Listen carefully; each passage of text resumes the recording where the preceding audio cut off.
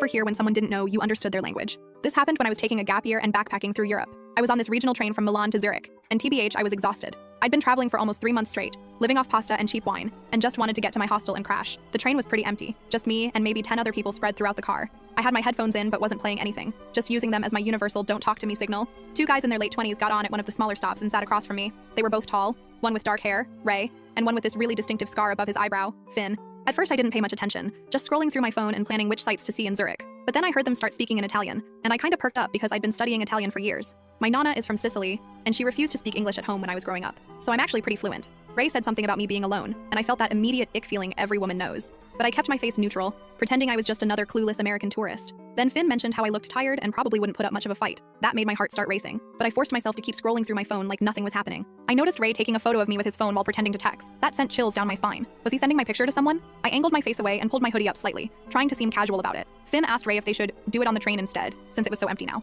Ray shook his head and said the station was safer because they could disappear instantly in different directions. They had a whole system worked out. Apparently Ray would create a distraction while Finn grabbed my stuff. Ray mentioned someone who would be waiting in a car near the east exit. The conversation got worse. Ray started describing how they should follow me when I got off the train. Finn was like, "What if she screams?" And Ray said something about how no one would understand her anyway since they'd be taking her stuff in a less crowded part of the station. I realized they were planning to rob me when I got off the train. I was literally shaking but trying not to show it. My stop was coming up in like 20 minutes, and I had no idea what to do. There weren't any other passengers in our car anymore. The ticket checker had already come through. My phone had like 7% battery left, but I started recording their conversation, and I was carrying almost all my cash and my passport in my backpack because the hostel websites warned about locker thefts. I decided to pretend to fall asleep. I leaned against the window and closed my eyes, but kept listening hard to every word they were saying. Ray started going through exactly how they would do it. Follow me through the station to a specific exit he knew was less monitored. Then Finn would grab my backpack while Ray blocked me from running after him. They were so casual about it, like they'd done this before. Ray even laughed about some German girl they'd robbed last week who cried like a baby when they took her camera. I felt sick to my stomach but kept my breathing steady like I was sleeping. Then the train announcement came on saying we were 10 minutes from Zurich HB, the main station. I knew I had to do something. Like and follow for part 2. Just kidding, assholes. We fucking hate part 2s just as much as you do.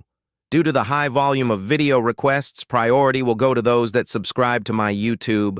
Thank you. Love you. I couldn't just walk off the train and let them follow me. I thought about trying to find the conductor, but what if they followed me? What if they just denied everything? I decided to take a huge risk. I woke up very dramatically, stretching and yawning. Then I looked directly at them and said in perfect Italian, "So which exit were you planning to rob me at again? The east one with fewer cameras, or did you have another spot in mind?" Their faces dropped. Like I have never seen 2 grown men look so shocked in my entire life. Ray turned literally white, and Finn started stuttering some excuse about how I misunderstood them. I continued in Italian, making sure my voice was loud enough that anyone walking by our car could hear. I understood every word, about how I looked tired and wouldn't fight back, about the German girl last week, all of it. Ray tried to laugh it off, saying they were just joking around, testing scenarios for a movie script or whatever. I pulled out my nearly dead phone and said I'd recorded the whole conversation. The train was slowing down as we approached the station. I stood up, grabbed my backpack, and told them if they so much as looked in my direction in the station, I would scream and find the nearest police officer and show them my recording. Finn started to stand up like he might try to grab my phone, but Ray pulled him back down, muttering something about it not being worth it. I backed away toward the door, never taking my eyes off them. Ray and Finn got off the train but went in the opposite direction. I thought I was in the clear but then noticed Ray making a phone call, looking at me with this look that made my skin crawl. He was saying something to someone else, and I caught the words blonde American and main entrance before I was too far away to hear more.